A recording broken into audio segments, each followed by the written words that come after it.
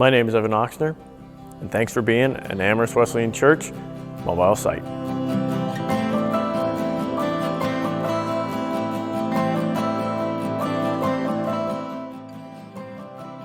Here at AWC, we aim to be down-to-earth people following Jesus in down-to-earth ways.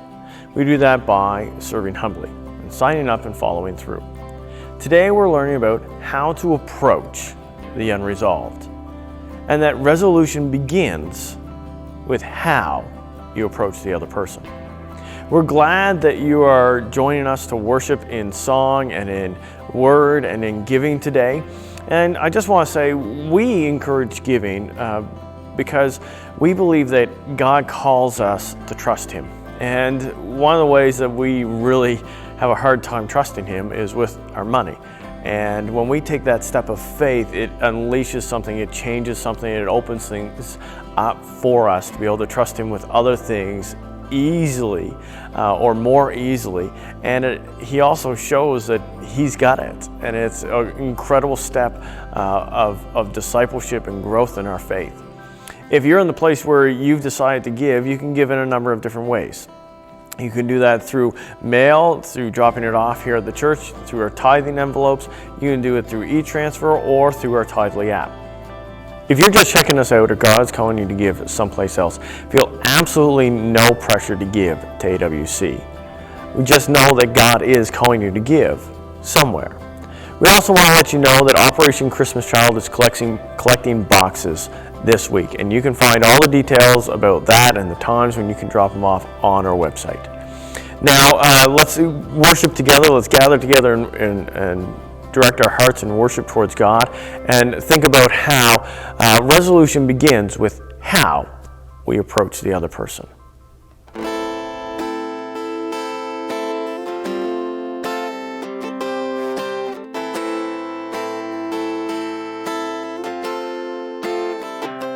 I can see the waters raging at my feet. I can feel the breath of those surrounding me. I can hear the sound of nations rising up.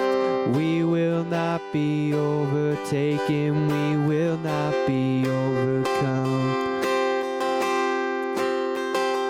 I can walk down this dark and painful road.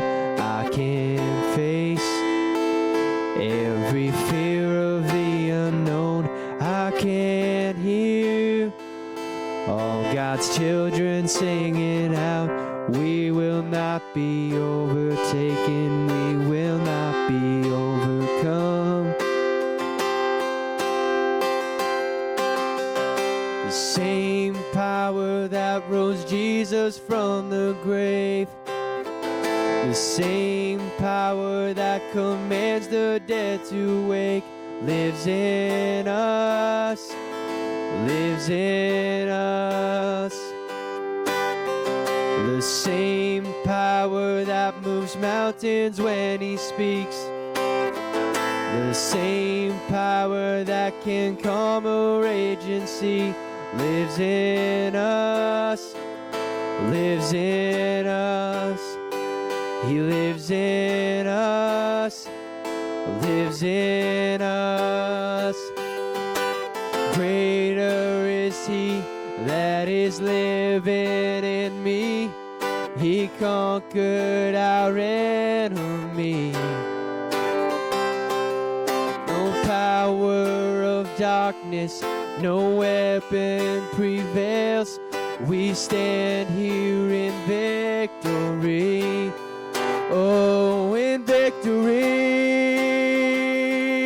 Yeah.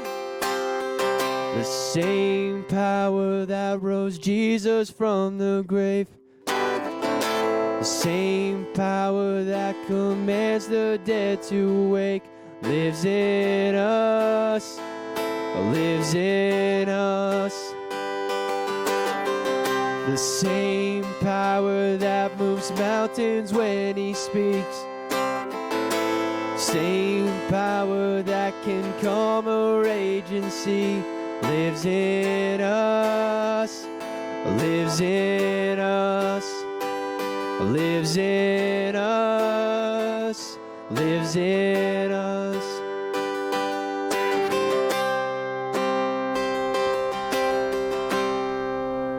Well, as I've already said, we are looking at how to approach the unresolved today.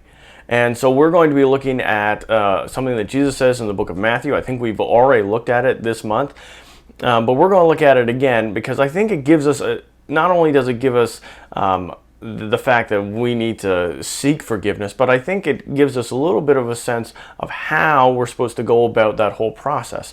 And so we're going to read Matthew chapter 5, I believe it's 23 to 26. I'm reading from the New International Version, the NIV, and then we'll take a couple minutes here to discuss and chat about it. So Matthew chapter 5, starting at verse 23, this is what it says. Therefore, if you are offering your gift at the altar, and there remember that your brother or sister has something against you, leave your gift there in front of the altar. First, go and be reconciled to them. Then, come and offer your gift. Settle matters quickly with your adversary who is taking you to court. Do it while you are still together on the way, or your adversary may hand you over to the judge, and the judge may hand you over to the officer, and you may be thrown into prison. Truly I tell you, you will not get out until you have paid the last penny. So Jesus is here, and he's giving some advice about how to deal with unresolved situations and circumstances, and he's talking about, like, there are times in our lives where we do things that are wrong. Whether it's on purpose or by mistake, we do things that are wrong. And quite often we want to run from it, we want to avoid it, we want to get away from it. We don't want to deal with it, we want to bury it, we want to justify it. But the problem is that those things linger, they remain unresolved, and they get worse and worse over time. And so Jesus is saying, you know what, if you leave it unresolved, it's going to create more problems. And so what you need to do is you need to go immediately, right away, as soon as you realize it, before it can get any worse, and you need to go to them and do what you can to make it right. And not go to them and try to justify your actions, but go to them to actually change it. There are moments when we have gossiped, we have lied, we have cheated, we have betrayed. There may be circumstances in your life where you were in an intimate relationship and you wronged that person, or when you thought you had the right to a business deal and you didn't, and you ended up hurting somebody else, or you saw simply the money or the fame or the popularity or the power of a situation or a relationship or circumstance, and you ended up pushing people aside or using them to get ahead, whatever it is, and you did those things, and now you realize that has caused some problems, and you want those problems to be dealt with. Or maybe the situation has been reversed, and now you realize that what you've done is wrong, or you realize that you are going to have to face the consequences and their revenge, and you want to deal with it. Whatever kind of your motive is, whatever the situation is, Jesus says you need to go. You need to approach them as soon as you can, while there's still the opportunity to fix it. Now, there's a story in the Old Testament about a man named Jacob, and I think we've talked about Jacob before. He is later known as Israel, which is where the nation of Israel gets its name. And there's a story about him and his brother Esau. And early on in their lives, there's this conflict. They're typical brothers. They don't get along a whole lot. And Jacob ends up cheating Esau out of something that he deserved, just as like one of these traditions and family heritage and things that was supposed to be passed on to him. And Jacob ends up cheating him out of that, and then runs away because he's terrified of the consequences. And years go by, and Jacob has a family, and he makes a life for himself, and he gains wealth, and he ends up realizing it's time to go home. And when he goes home, he realizes he's going to have to face Esau. So he does. he does a couple really interesting things in how he approaches this situation, this unresolved situation. The first thing he does is he gathers all of his wealth together, and he sets aside bunches of it. And he sends ahead of him going there. He sends some servants with a bunch of gifts, and he says, "Go, you guys go ahead. Wait a little bit. Now this next group of stuff, I want you to go ahead. And when you meet Esau, you say, these are gifts for you. And then the next group gets there, these are gifts for you. And when the next group gets there, these are gifts for you." And so he's trying to soften Esau. He's trying to soften the blow so that when Jacob finally gets there, Esau may not be quite as angry, may not be quite as ready to kill him. The second thing he does is that, and this takes a little bit of time for him to figure out, but what he does is he ends up putting his family behind him. He sends all these gifts ahead to Esau, and then he goes himself and kind of staggers his family behind him, so that if there's an issue with him between Esau and Jacob, if there's an issue there, his family may get away. And instead of sending his family and hoping that maybe Jacob will be able to escape and get away, Jacob says, "No, I'm going to go first and put my family after me. And that way, if there is an issue between Esau and I, my family can escape and be saved." And so he does this. And when he finally gets to Esau, Esau's like, "Man, you didn't have to send me all that stuff. Who are all these people behind you? I'm just so glad you're home." And because of the gifts that he had sent, and because he had gone first and taken responsibility, the situation was able to be resolved. They were able to put their differences and their past aside and able to actually find resolution. That's some pretty incredible. Pretty incredible change. And it gives us a lot of insight into how we need to deal with things in our lives. When we approach people, when we approach situations that are unresolved, there are 3 things that I think we need to do. The first is we need to admit our part. We need to realize that we can't be justifying it. We need to take responsibility. We need to be the people that fess up and say, this was my part. This is how I played into it. This is what I did. I'm admitting it. I have to confess it, and I'm going to go and I'm going to take responsibility. That is the first thing, is that we need to come to that place where we can actually admit our part. The second thing we need to do is we need to give grace. Now, grace is a word that means basically undeserved favor. So this person that you're in this unresolved situation with, they may not deserve gifts. They may not deserve anything. They may be guilty too, and you're just trying to fix it, and you're like, but they shouldn't get something out of this. I just want to fix it. The reality is that grace goes a long way, and giving gifts, even when that's not deserved, goes a really long way at softening things and opening things up and allowing opportunities to take place, opportunities for resolution to happen. If Jacob hadn't sent those gifts, I don't know if Esau would have softened enough to accept. I don't think Esau would have softened enough to accept Jacob. And Esau wasn't totally right in the situation. Now, sometimes we have situations where we really are totally wrong and we need to try to make it up. And so we give grace and we give gifts. And so we give gifts, not just like money and stuff, though that can help, but that we go to them and we give them the benefit of the doubt. And we don't throw them under the bus, and we don't look for opportunities to get even. And so the third thing, after that, the third thing is that we actually have to go to them. Is that we actually have to go and talk with them and meet with them and have a conversation.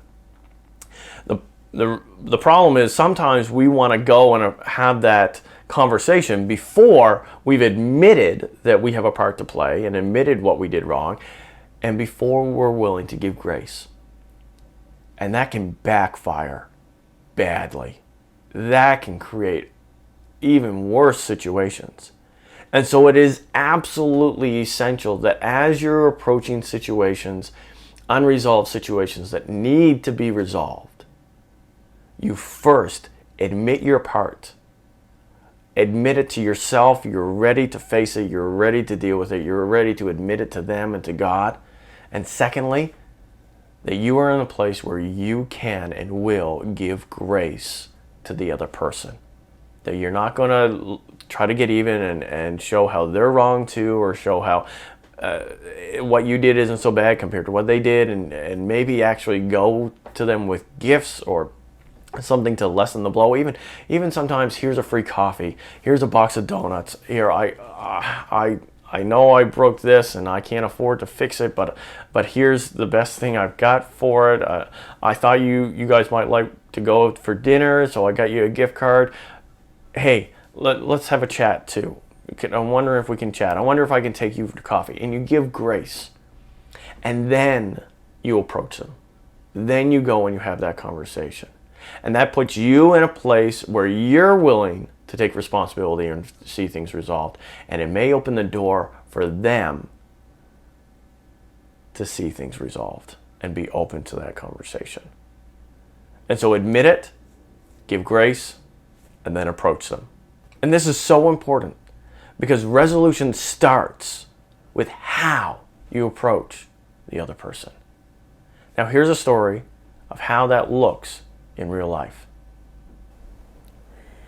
Hi, my name's Alicia York and I attend Amherst Wesleyan Church. I've noticed lately how my actions and my words can have an effect on my relationship and resolving tough situations. I'm an early childhood educator and I work in a childcare center. And that has provided me with some examples that I've seen. I've become very aware that as I enter a situation, that my opinions of how children should resolve their conflicts can get in the way. I've noticed that when I come in with an attitude of dealing with the conflict, rather than helping the kids find a resolution, that my resolution always isn't successful. I notice that if I jump the gun and don't hear both sides of the story from both children, that it doesn't always benefit the children. I found that if I come into a situation frustrated or irritated, it can affect the resolution. And this can be applied to my personal life as I'm dealing with personal conflict. If I go into the conflict with that same irritation, with that same frustration, I'm not doing my part. Because resolution starts with how we approach the other person.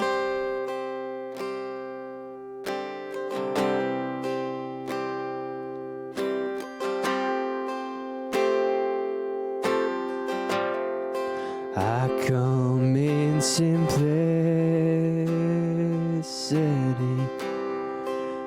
longing for purity, to worship you in spirit and truth, only you. Lord, strip it all away until only you remain. I'm coming back to my first love, only you. You're the reason I sing, the reason I sing. Yes, my heart will sing how I love you, and forever I'll sing, forever I'll sing. Yes, my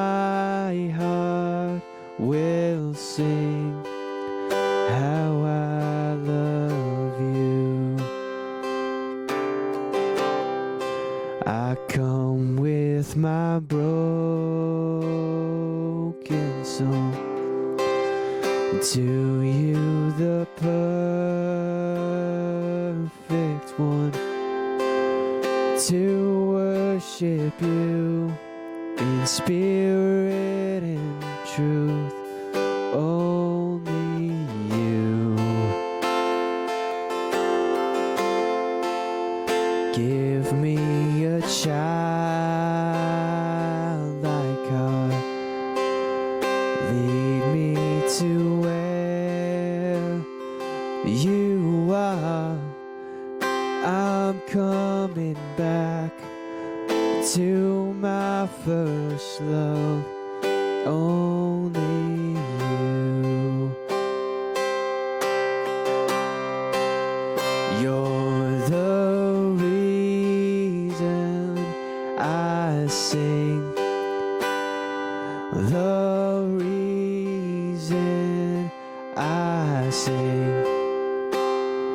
Yes, my heart will sing how I love you. And forever I'll sing. Forever I'll sing. Yes, my heart will sing how I love you. How I love you. How I love you. How I love you. My first love. How I love you. How I love you. How I love you. My first love. You're the reason I sing, the reason I sing. Yes, my heart will sing how I love you. And forever I'll sing. Forever I'll sing. Yes, my heart will sing how I love you. I come in simplicity, longing for purity, to worship you, spirit and truth. Only you. Well, if you thought this message was useful, the best thing to do is to take it and to apply it. And so, in the spirit of helping you or helping those around you apply this message to their lives, we've put together 3 questions to help you discuss it, think about it, have conversations with other people, and hopefully get more out of this than just learning something. Here are the questions. When has someone's approach towards you made things worse? When have you approached someone badly and had it backfire? How would you like someone to approach you for resolution? Here's a quick mobile hack for you to get more out of this online content. you will actually get more out of it if you're in the habit of sharing it with other people. Now that does a couple of things. One, that allows other people to engage with the content and allows you to hopefully have conversations with them. It also helps you be more comfortable with it and hopefully more familiar with it, and which will allow you to dig into it a little bit more, make it a little bit more personal, have your own thoughts and ideas about it, and allow you to communicate better around it. Because this isn't just something that you get and you keep to yourself. Hopefully this is something that you're able to really apply to your life, or apply to your lives and see it make a difference, and see it make a difference in other people's lives. And the more familiar with it and the more comfortable you are with it, and the more people around you that are using it, the more you can have interactions and good conversations and grow personally and be challenged by it. On another note, we hope that you take time to pray this week, and that you would actually give a little bit of focused time and prayer to our First Impressions ministry. Their job is really kind of weird with all the rules and regulations in place, trying to help people at our on-site location feel comfortable, feel welcome when everybody's wearing a mask, and it's just, we can't do coffee and stuff like we normally would. And so if you would be praying for them to find new and creative ways to help people feel welcome in the middle of some scenario that really doesn't feel welcoming at all. We hope to continue interacting with you. We hope to see you again soon, hopefully next week, whether that's online or on site in Amherst, which you can register for at www.amherstwesleyan.com. We have a 9:30 service and an 11 o'clock service, and kids ministry at 11 as well. And one way or another, we hope that you are engaging with everything that we've put out there, and we just want to say thanks for being part of our church.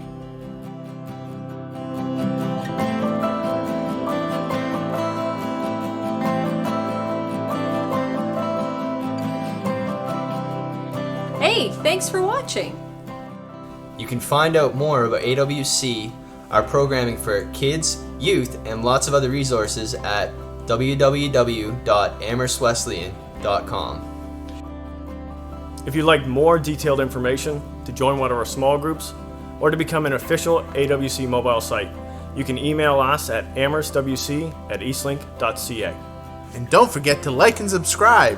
And we'll see you next week.